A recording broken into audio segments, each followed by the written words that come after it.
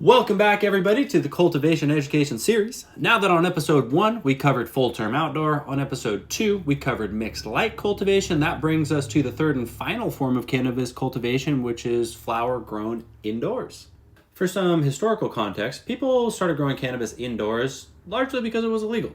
An outdoor grow could be reported or spotted a lot more easily by law enforcement, so people figured out, let's take this inside.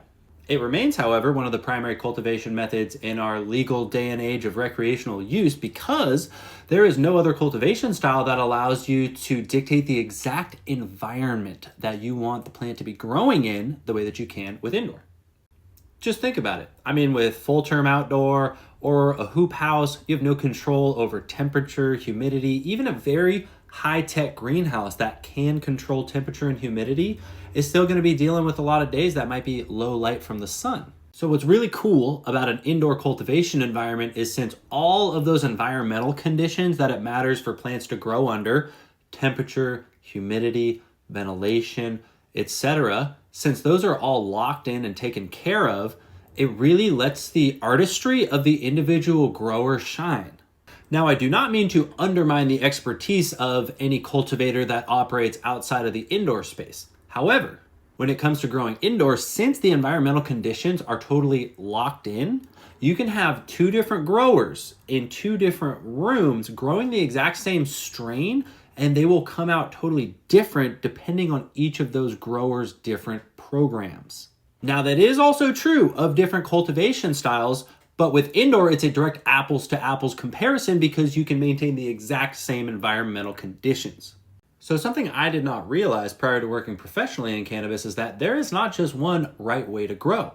Every different grower is going to have their own different program of nutrients, light cycles, etc. that all play into the quality of the finished product.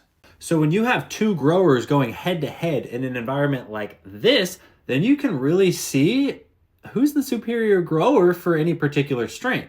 And that's where it gets even more fascinating because one grower's program might be objectively superior for a certain strain, but then this grower over here, what he runs may be even better for a whole nother set of strains.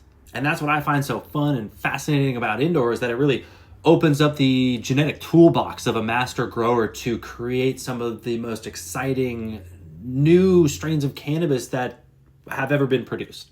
Because they're not going up against the elements. In here, the grower is the elements, and they want what the plant wants, which is the perfect conditions to grow the biggest, most beautiful buds that they possibly can.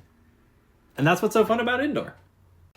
Thank you for tuning into the Cultivation Education Series, everybody. Let us know what you'd like to see next, and visit CaliforniaLoveCannabis.com to find our store locator and see where you can pick up some California Love products at a dispensary near you.